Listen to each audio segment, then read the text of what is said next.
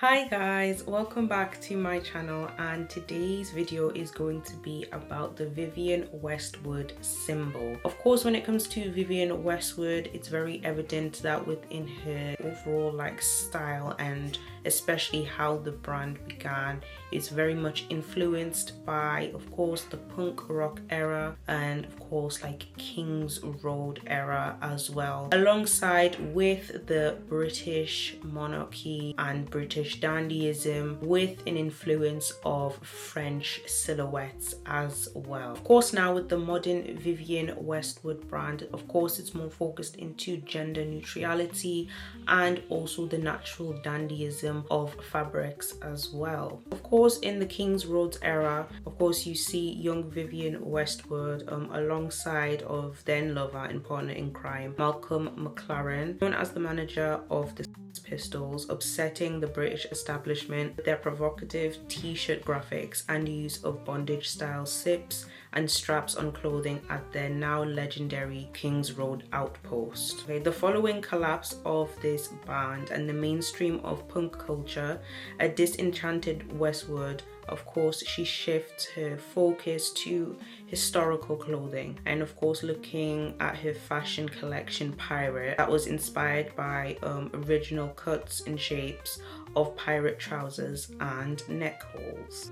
And then of course, after the following years, Vivienne did look at the dress codes of upper classes and creating her own sort of parodies of so-called tattler girls before exploring England and France long-standing relationship at the forefront of fashion. So the Vivienne Westwood logo was created in 1986, which is called the Orb. And after splitting up with McLaren, she went on a year-long sabbatical in Italy, where she obviously worked with Elio Ferrucci. And of course, during this time, she was exploring many different types of designs, especially those which have sort of a very futuristic take with a British influence involved as well. And of course, before focusing on the orb, which is found within the crown jewels. And of course, she decided to add sort of a ring around it on satin when she was reading sort of these astronomy magazines, which inspired her to add the ring around the orb as well, which are from the rings of satin. But the only issue was that, of course, with this logo that she did design, it was actually very similar to Harriet's tweed. But of course, in 1987, they collaborated together for the autumn winter collection, where they were looking at different types of fashion fabrics and sort of displaying different types of styles within that. And of course, now when you think of Vivienne Westwood alongside with Harriet's tweed, right, you cannot think Vivienne Westwood without him, if that makes sense. Of course, she did use their fabrics for her collection. So of course, with having this relationship and having to make these designs together in using their fabrics, the business was revived, and of course she got her blessings. So that is the history behind Vivienne Westwood. Of course, the mini bass pendant necklace as well. It is a very popular necklace amongst women, especially in the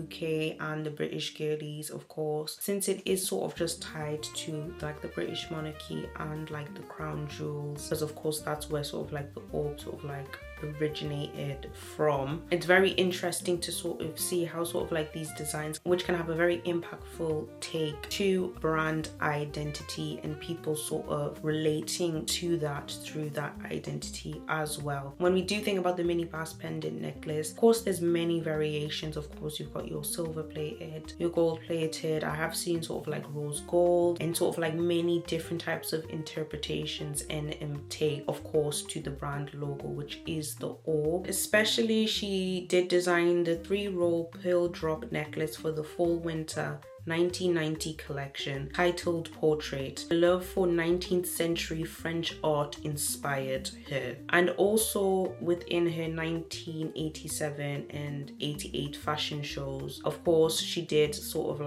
the designs within that. Westwood played the British stereotypes and monarchy. She gave models hairstyles inspired by the Queen and playful versions of the royal crown. And in addition, she had both male and female models wear pearls, defying traditional gender norms. And I think that's sort of like what we see now with this sort of use of like gender neutrality in clothing, and especially within fashion shows around Vivienne Westwood and just in fashion in general as well. Providing this sort of flexibility in wearing different types of clothes and sort of creating very interesting silhouettes, regardless if it's man or woman. When it does come to these different types of necklaces and so to say pearls, of course the pearls are imitations, especially with some of the jewelry like the mini bass pendant necklace and the different types of variations. Of course this stuff is costume jewelry, so therefore it's usually the last item that you put on, because any types of fragrances, sprays, creams, water, if it comes into contact with the necklace, it's more likely to tarnish. And I think that's a very good aspect to just keep in mind, especially if you are choosing to purchase these items, Vivienne Westwood, especially when it comes to the necklaces. Even if you are on the website and you are looking at the different types of necklaces, it does say that within sort of like this, I think it's the care section, just about how you should manage your items and how you should look after them as well. And especially when it comes to these necklaces, it's not good to keep them in very sort of like humid environments, for example like the bathroom, because and again it's more likely to tarnish. But obviously when it does come to your jewelry and stuff, that should be the last thing that you should be putting on for your entire outfit, just to ensure your items can last for a very long time. But yeah guys, so that was sort of like just again sort of like a brief overview of where of course the orb sort of originated from. And I think it's very good to sort of see the different types of influences throughout her career, which have been very impactful. But I thought it was just very interesting to sort of just briefly take a look at the orb and sort of just where this originated from, because of course when people do see the orb, people know that it is Vivienne Westwood. But even again, just down to her certain types of design and the use of again